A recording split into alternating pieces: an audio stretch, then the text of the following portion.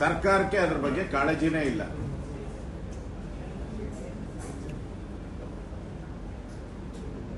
ನೀವು ನೋಡಿ, ಇವತ್ತಿಂದ ಆಸ್ ಆನ್ ಟುಡೇ ಇದು availability of water, number of reservoirs 22 ರಿಸರ್ವೈರು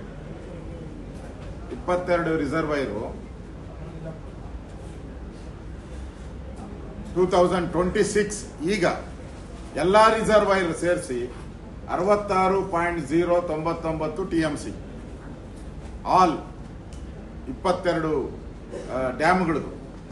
ಕಳೆದ ಬಾರಿ ಇದೇ ಟೈಮಲ್ಲಿ ಎಷ್ಟಿತ್ತು ಅಂದ್ರೆ 335.292 TMC. 25ರಲ್ಲಿ 335, 26ರಲ್ಲಿ ಕೇವಲ 66.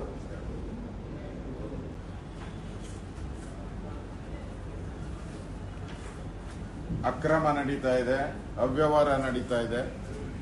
ಬಾಂಗ್ಲಾದೇಶದವ್ರಿಗೆ ರೆಡ್ ಕಾರ್ಪೆಟ್ ಹಾಕಿ ಅವ್ರ ಓಟ್ಗಳನ್ನ ಸೇರಿಸ್ತಾ ಇದ್ದಾರೆ ಅಕ್ರಮವಾಗಿ. ಇವ್ರ ಮೇಲೆ ಯಾರ್ಯಾರಿದ್ದಾರೆ ಇವ್ರ ಮೇಲೆಲ್ಲ ಕ್ರಿಮಿನಲ್ ಮೊಕದ್ದಮೆ ಹಾಕಬೇಕು.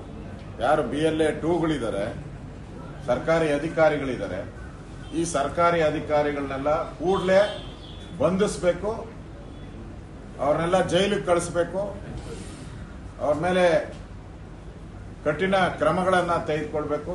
ಯಾಕಂದ್ರೆ ಚುನಾವಣಾ ಆಯೋಗ ಸುಪ್ರೀಂ ಪವರ್ ಇರುವಂತದ್ದು. ಈ ತರ ಒಂದ್ಸರಿ ಬಾಂಗ್ಲಾದೇಶದವರು ಇಲ್ಲಿ ಸೆಟ್ಲ್ ಆದ್ರೆ ಅವ್ರಿಗೆ ಊಟ, ತಿಂಡಿ, ration card, health checkup, body checkup ಎಲ್ಲ ಮಾಡ್ಬೇಕು ನಾವೇ. ಬಾಂಗ್ಲಾದೇಶದವರಿಗೆ ಇಷ್ಟು ದಿನ ಕೋಗಿಲು ಅಲ್ಲಿ ಸುಮಾರು 15 ಎಕರೆಯಲ್ಲಿ 100 ಸೈಟ್ಗಳನ್ನ ಮಾಡಿ ಅವರಿಗೆ ಮನೆ ಕೊಡುವಂತ ಹುನ್ನಾರ ಆಗಿತ್ತು. ಬಿಜೆಪಿಯ ದೊಡ್ಡ ಹೋರಾಟದಿಂದ ಆ ಕೋಗಿಲು ಬಾಂಗ್ಲಾದೇಶಿಯರನ್ನ ಖಾಲಿ ಮಾಡಿಸ್ತಾರೆ ಅಲ್ಲಿಂದ. ಮತ್ತೆ ಎಚ್ಚೆತ್ತುಕೊಂಡಂತ ಕಾಂಗ್ರೆಸ್ ಅವರು ಇವತ್ತು ಬಾಂಗ್ಲಾದೇಶದವರು ನಮ್ಮ ಅಂದಾಜಿನ ಪ್ರಕಾರ ಸುಮಾರು 20ರಿಂದ 25 ಲಕ್ಷ ಜನ ಕರ್ನಾಟಕದಲ್ಲಿದ್ದಾರೆ. ಬೆಂಗಳೂರಲ್ಲಿದ್ದಾರೆ, ಕೊಡಗಲ್ಲಿದ್ದಾರೆ, ಚಿಕ್ಕಮಂಗ್ಳೂರಲ್ಲಿದ್ದಾರೆ, ಎಲ್ಲ ಕಾಫಿ ತೋಟಗಳಲ್ಲಿದ್ದಾರೆ, ಎಲ್ಲ ಮಾಲ್ಗಳಲ್ಲೂ ಕೂಡ ಅವರೇ ಕೆಲಸ ಮಾಡ್ತಾ ಇದ್ದಾರೆ.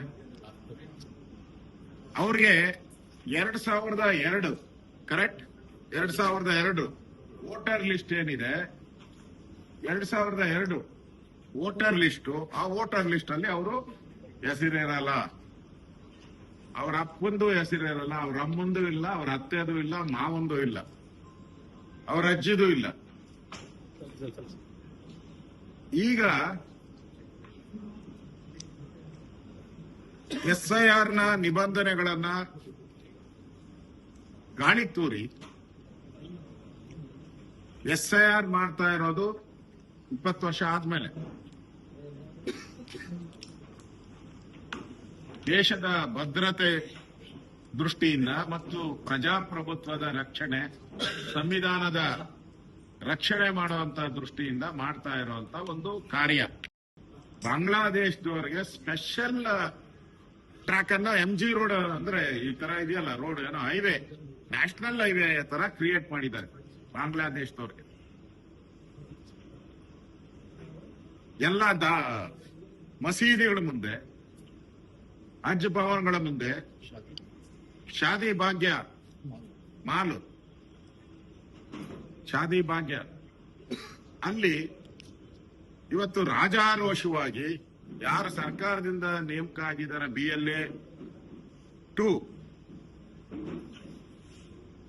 2 ಸರ್ಕಾರದಿಂದ ನೇಮಕ ಆಗಿರೋರು ಆರಾಮಾಗಿ SIR ಅಂತ ಬೋರ್ಡ್ ಹಾಕೊಂಡಿದ್ದಾರೆ ಹಿಂದೆ.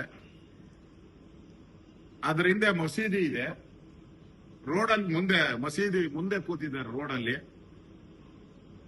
ರೂಲ್ ಏನೇ ಹೇಳುತ್ತೆ, ಪ್ರತಿಯೊಂದು ಮನೆಗೆ ಹೋಗಿ ಮನೆಗೆ ಮಾಹಿತಿಯನ್ನ ಕೊಟ್ಟು, ಅವರಿಗೆ ತಿಳುವಳಿಕೆಯನ್ನ ಕೊಟ್ಟು, ಪರಿಶೀಲನೆ ಮಾಡಿ ಅವರಿಗೆ ಅರ್ಜಿ ಕೊಡಬೇಕು.